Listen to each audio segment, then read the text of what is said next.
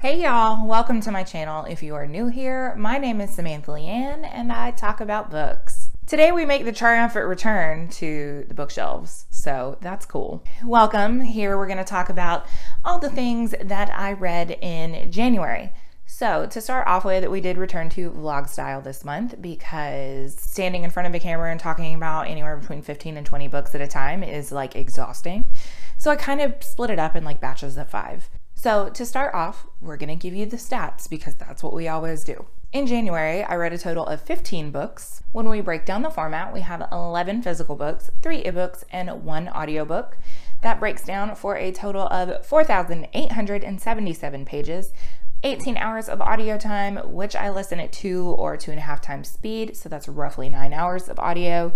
An average of 152 pages a day, and it took me on average about 2 days to finish one book, although there were a couple of books that it took me a lot longer to finish. Male to female author ratio, 9 male authors, 6 female authors.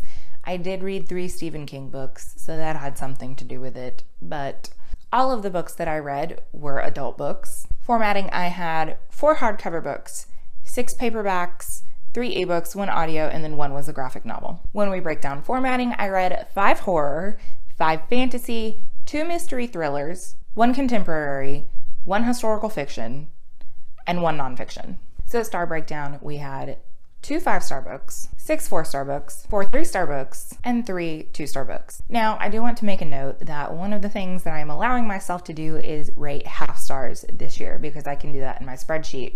However, whenever we come to rating on Goodreads and things like that, I am rounding down. To me, it's 2.5 stars. It clearly wasn't a 3, so I'm not going to put it as 3 on Goodreads. So that's kind of my reasoning behind that. And then I ended up hauling 14 or 15 books, I can't remember which, and I only unhauled 3. So my TBR pile has roughly stayed the same. It went down by 2 books, but you guys will see a little bit more of that in the bullet journal flip through towards the end of the video. That is something that we're going to be adding in, so look forward to that. Okay, so those were the stats. Let's just go ahead and jump right into our vlog clips. Hi there. Okay, so this is January, and we're about halfway through January. Today's my birthday. I'm 30 years old today. Excuse me, I'm not 30 years old. I'm 29.2. That's what we're gonna call it from now on. But I've read about 5 books. But let's go ahead and talk about the books that I have finished so far. So I am still working my way through the books or my highest rated books video. I still have 2 books left to read, but at the beginning, or actually the end of last year, I went ahead and started The Name of the Wind by Patrick Rothfuss, and I finished it a couple of days into the new year. And I rated it 4 stars. I really enjoyed it for the most part. I am not going to talk about my thoughts in depth because I'm going to save all of that for my highest rated books video.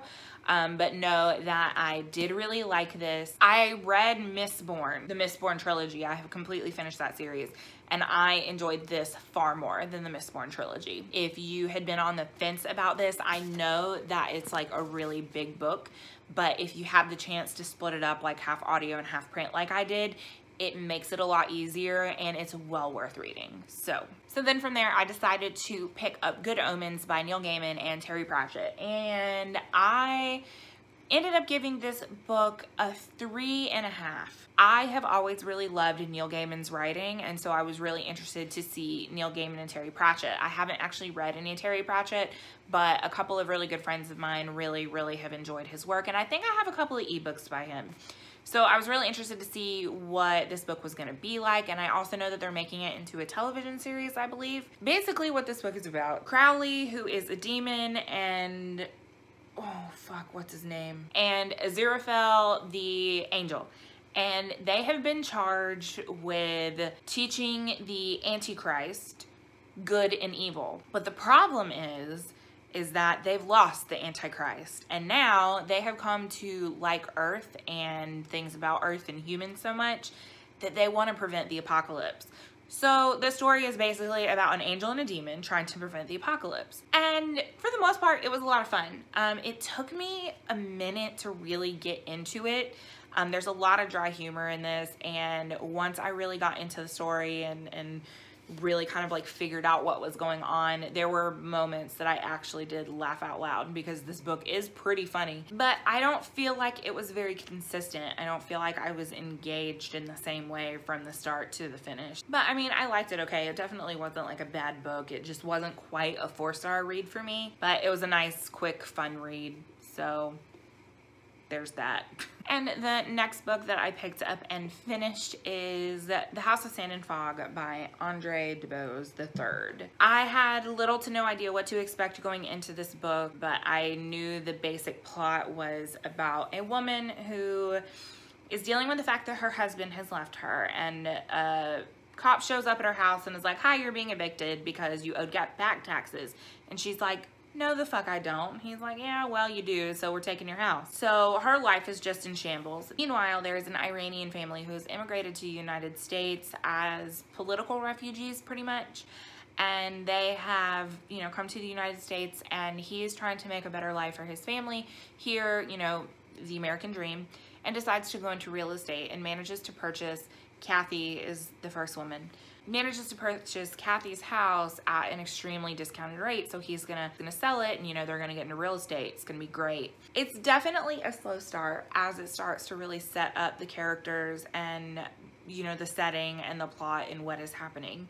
But once things really start rolling about the last third of the book, I couldn't put it down. One of my biggest concerns about this book was the fact that it's written by a white man, but you have the perspective of a woman and you have the perspective of an Iranian man and his family, and I was really concerned on what that was going to look like. It wasn't the greatest, I don't think, but it also wasn't the worst. He could have done a lot worse with it. So the author had a way of making you really empathize with both of the characters. So even though you're empathizing with the characters, at the same time, you're like, will you please stop making stupid decisions? Because every single person in this book just does dumbass shit, and it's like, if you'd stop doing dumb shit, then you would not be in the situation that you're in. So it's just, you know, you're continually watching these people make stupid decisions, and you just want to shake them and you want to scream at them. But this is one of the bleakest books that I have ever read. The way that everything happened, and by the time I got to the end and like shit really started going down in about the last quarter of the book, like I actually cried. It just slapped me in the face the way that everything went down and how ugly everything all was. Like I said, it's definitely a slow burn, but when you reach that point, like you can't stop turning the pages because you can just see the fact that these three characters, because there is a third character, a man that Kathy gets involved with, including, you know, Kathy, the man, and then the Iranian family, but they all just start to converge on this like collision course, and you know that something bad is about to happen, but you don't quite know what that is, and so you just keep turning the pages because you have to figure out what's going to happen. I have seen a lot of complaints about the ending of this book in general, just because it ends in a very abrupt way, but I think one of the purposes of this book is to show that there are not always happy endings. Honestly, one of the bleakest books that I have ever read. I feel like it needed to end in the way that it did to really like make that point, if that makes any sense.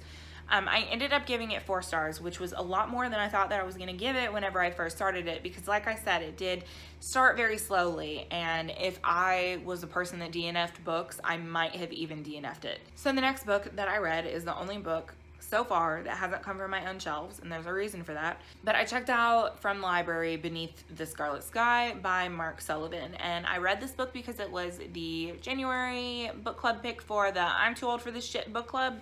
I'll link all the information in the down bar below, but it's basically a book club that's geared more towards the more seasoned readers of BookTube. You know, those of us that, not saying that there's anything wrong with YA or anything, but those of us that maybe don't read as much of it. So, and I gave this one 2.5 stars. It's very unfortunate. So this is actually based on a true story. Pino Lella, he is Italian from Milan, and when the war begins, he is sent away from the city by his parents because, you know, they're afraid for his safety. So he ends up at like this boys' school somewhere in the mountains, close to Switzerland, and basically becomes a guide to help Jews cross over the border. His parents, or his father, comes in and he's like, listen, if you don't go ahead and register for the army, they're going to draft you, you're going to be sent to the front lines, and you will die. So this is what we're going to do. We're going to go ahead and bring you back into the city. You're going to go ahead and enlist to the Nazi army, and you know, hopefully you'll get a post somewhere, you know, that won't be actually fighting. And he ends up becoming a spy for the resistance. I think one of my biggest problems with this book is the way that it was written. The writing was very simplistic. There just was nothing about this book that was really compelling to me. And the entire time that I'm reading this book, I knew that this was about a real man and this was his real experience, but I did not feel anything. And that wasn't because of the story, that had to do with the writer. The writing was not engaging in any way, shape, or form to me. And it's really unfortunate because the story is a good story, but the writer, Sullivan, spent far too much time focusing on Pino's relationship, extraneous relationship with Anna, you know, which is supposed to be one of the things that like helps him get through the war and the things that he's doing. And I get that, but there was way too much of a focus put on that. So again, subsequently, it was not engaging in any way. I did not have any feelings about it, and I was left going, huh, by the end of it. This is another book that if I was a person that DNF'd, I would probably have DNF'd it at some point because I did not find it compelling or interesting. And again, which is just really unfortunate because if the book had such high ratings and I just didn't feel anything. I need you to make me feel something. Even if you like World War II fiction, I would probably say skip it, but you do you. And the last book that I'm going to talk about for right now is An Anonymous Girl by Greer Hendricks and Sarah Pekkanen. I was really excited about this because of the way that The Wife Between Us was written. It was a book that I really enjoyed. The pacing in that book was really good, and I had really high hopes for this. And I came away from this one with about 3.5 stars. So it wasn't as good as The Wife Between Us, but it wasn't bad. I've read some pretty bad thrillers lately, and this wasn't terrible. But I think that if you're unfamiliar with the thriller genre, this might be a good place to start, just because it has a lot of those thriller elements, but I expect so much from the genre because I read so much of it. Someone who doesn't have those expectations, I think, would enjoy this more. So let me explain to you what this is about. This is about a girl who is dealing with a secret that she's kept from her family. In addition to that, her younger sister is special needs due to an accident when she was younger. And everything that Jessica does is driven by money, which causes her to weasel her way into this morality study with a college professor. Through being part of this morality study, she finds herself kind of entangled with the professor who puts on the study. The professor kind of has some ulterior motives for why she is conducting this study in the way that she is. And the story is basically, you know, figuring out what those motives are and what's going on. The biggest problem that I had with this book, you know, there's a lot of like the standard thriller shit. You know, for example, I've got some tabs in here that, you know, lines such as, sometimes an impulsive decision can change the course of your life.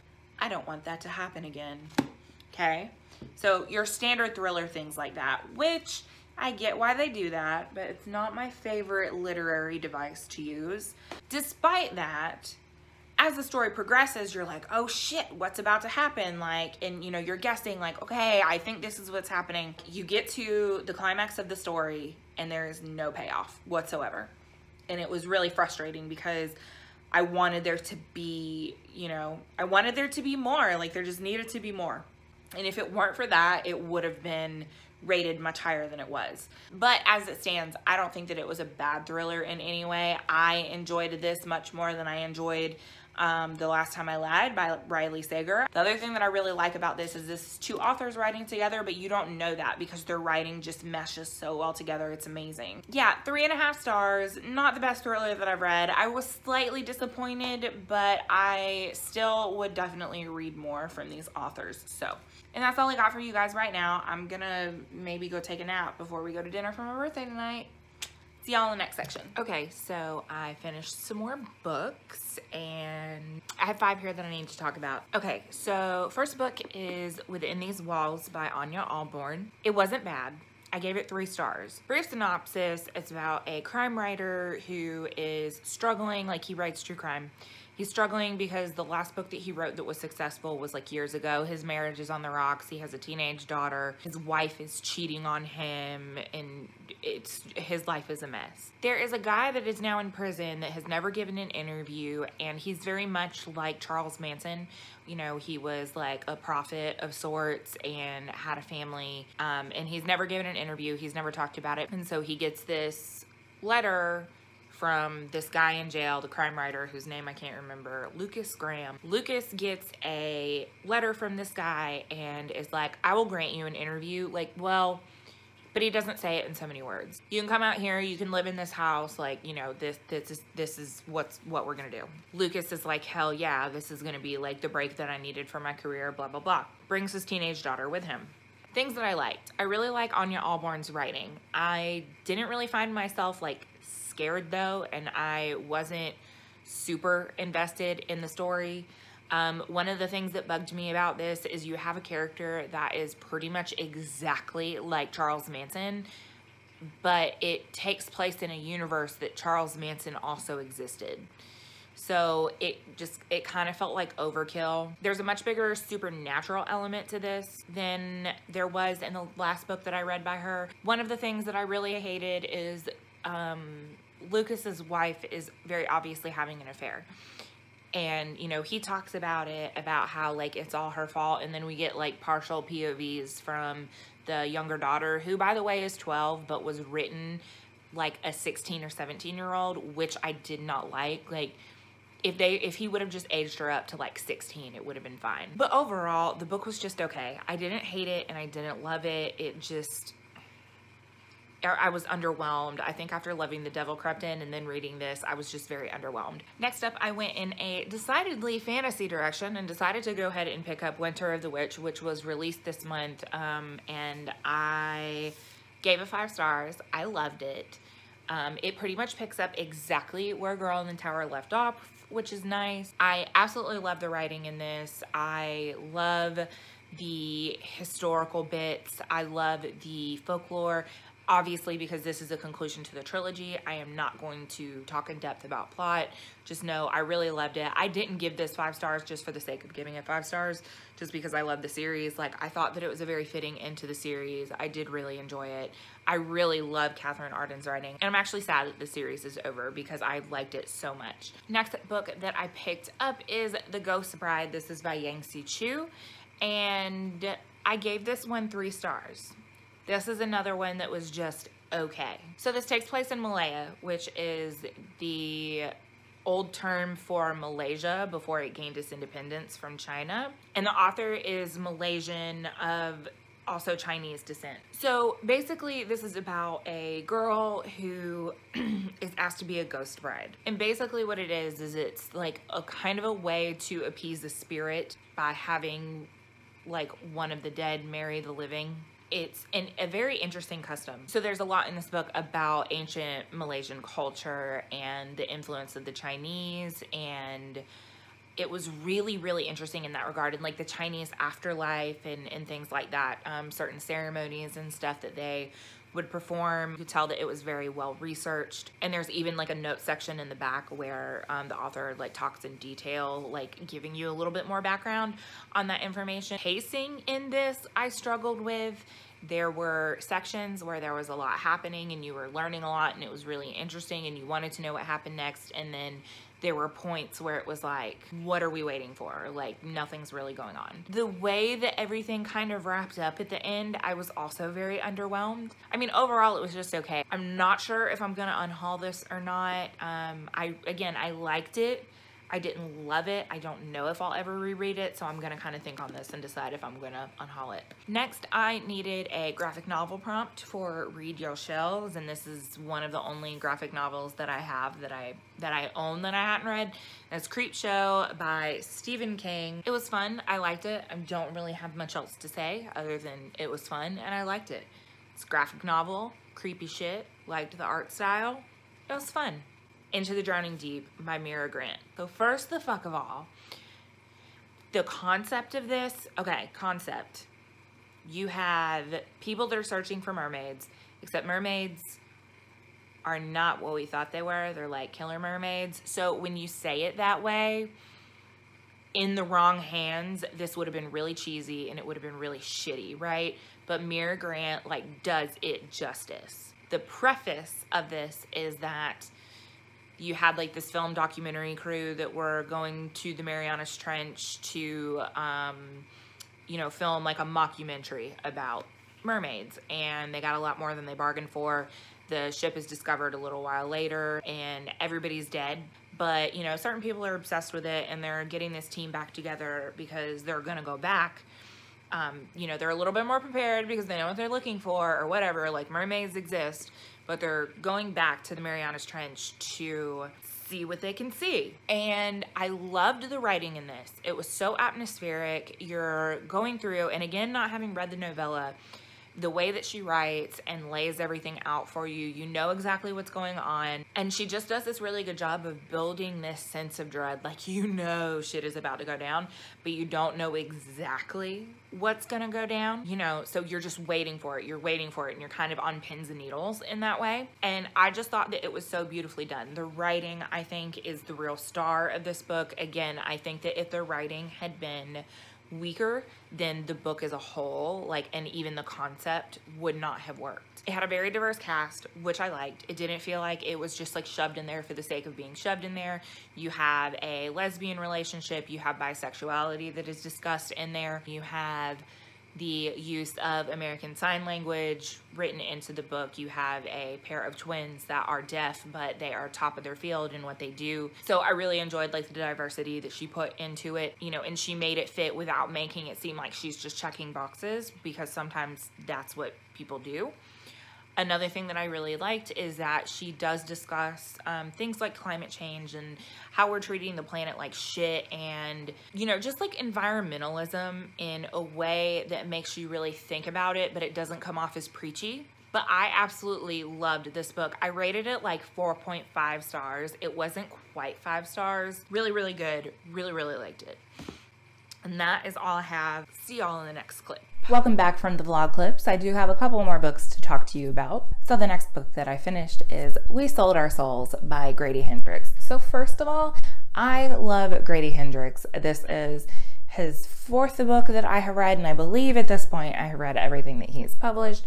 But basically, this is a story about a washed up rock musician who was on the verge of hitting it big with her band in the 80s, I'm pretty sure. Yeah, in the 80s. Something happens on the night that they were supposed to sign this contract, and since then she hasn't made any music. But she decided she's going to take control of her own life. She's going to confront the ex-frontman who has gone on to be this big, huge rock star. And, you know, she's going to get her shit together, right? So things that I really liked about this, I did very much enjoy the pacing of the book. Again, we get that humor that Hendrix is so well known for. He really excels when it comes to balance. He's just really good at balancing the horror elements of his writing as well as the like humor piece of it. So while parts of it get a little creepy, parts of it can get a little scary, it's never over the top. This is a book that centers around musicians, and there's a lot of throwback references to metal bands in the 80s and in the 90s. And if you are into metal music at all, you're going to absolutely adore this. However, I don't think that you have to be an appreciator of metal music to actually really love this. I think some of the references will probably go over your head, but I don't think that that is going to detract from your enjoyment, if that makes any sense. I really liked our main character, Chris. I really enjoyed where her story arc went. And I really love that she was like unapologetic. I think one of the lines that sticks out to me most in the book is a girl with a guitar never has to apologize, or something like that. Like, she was just this badass female guitar player in a world full of men, especially when we talk about metal music. Obviously that is extremely male dominated. So I did really like that Hendrix chose to make you know, a stronger female character, you know, who really is going in and taking control of her life and her destiny. But it was a really fun read. I gave it like 4.5 stars. It wasn't quite 5 stars. I think that I enjoyed My Best Friend's Exorcism a little bit more than this. Not that this was a bad book by any means, but again, if this was something that has been on your radar and you haven't picked up yet, you really should. Next, I picked up a book on my e-reader and I decided to go with a nonfiction. And this was a relatively short nonfiction that I had on my Kindle, I believe. And that is A River in Darkness. It is basically the story of a man who defected from North Korea. I say the story of a man, but it is autobiographical. So I have next to no knowledge about North Korea. And so reading this book was extremely eye-opening. One of the things that I really wanted to do after I read this was learn more about the man who wrote the book, but I could find pretty much nothing. I think that it was written under a pseudonym. And I think that there were reasons for that, because while he escaped, his family did stay in North Korea. But it really tells the story of him and his family after the Korean War, and they were in Japan. His father was Korean who had come to Japan.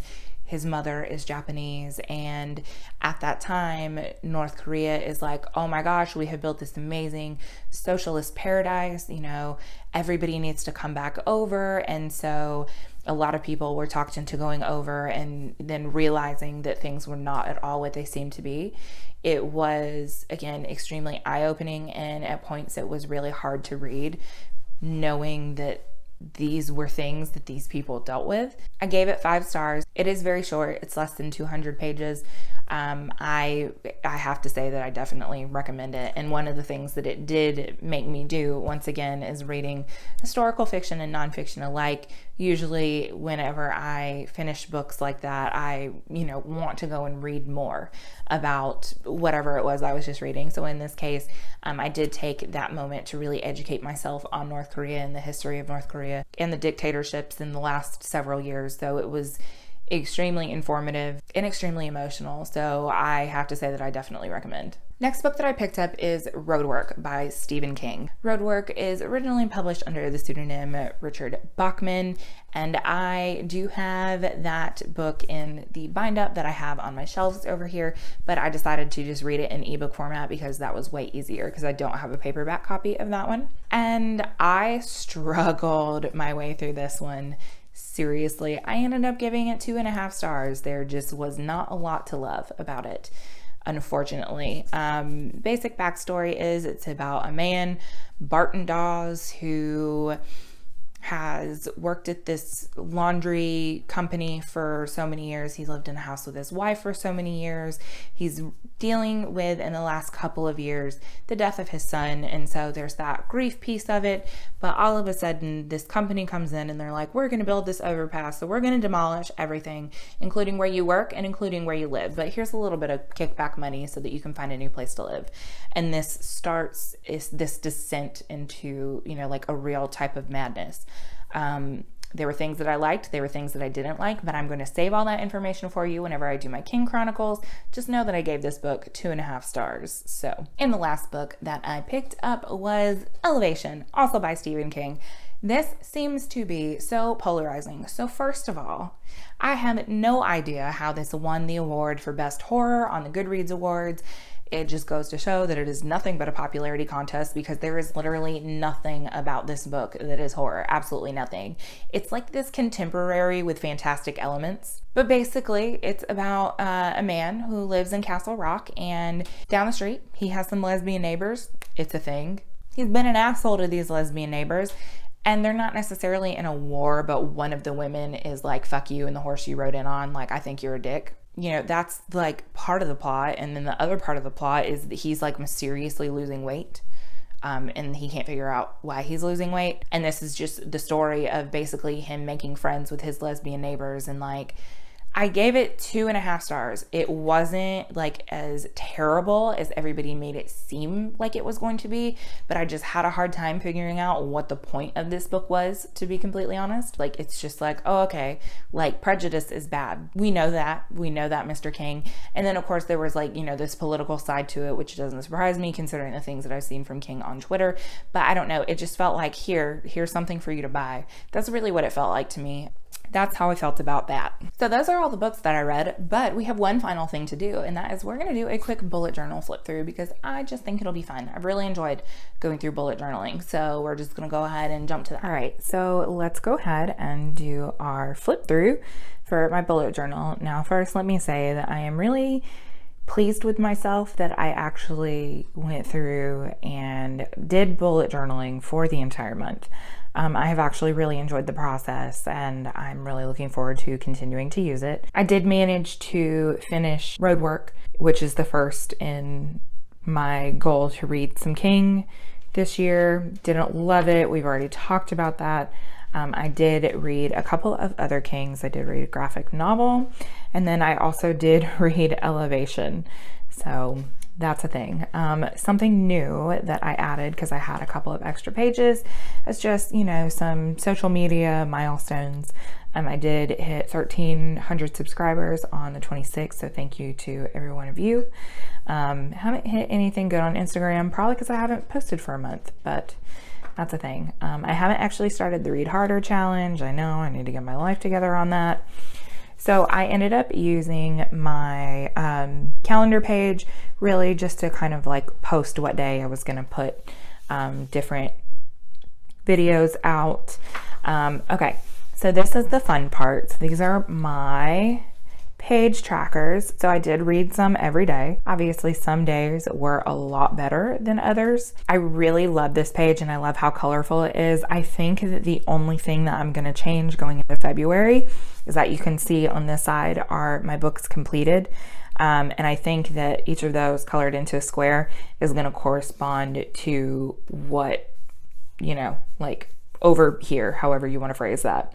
You know, so at the very beginning, Name the Wind, you know, as I read that, that will all be in that color, because I really just picked colors at random over here.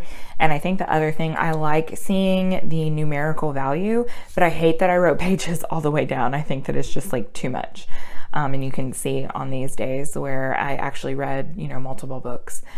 New releases, I colored those in as I got them, so I did get all of those, and the only one that I have read is Winter of the Witch, which you guys have already seen. Books completed, and really this is, you know, just for tracking purposes. The only book that I started and didn't complete in the month of January is The Paper Menagerie.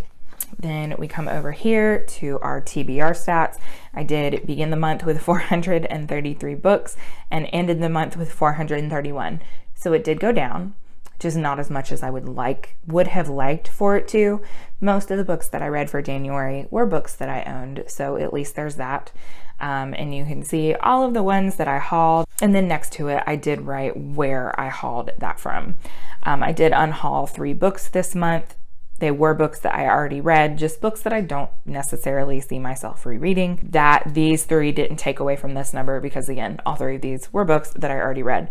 So then wrap up, which we've already talked about. We went over that at the very beginning of the video, so I won't spend too much time on that. But I did run out of space here and came over here and had to finish that over there. So then the other thing that I went through and did this month is I participated in Read Your Shelves, which I did talk about. And I managed to black out my board with the exception of Own Voices, but I wasn't expecting, now granted I did double and triple up on a lot of these, but that's okay. I really just wasn't expecting to fill the board out as much as I did, and I really had fun with this, and I really like this spread.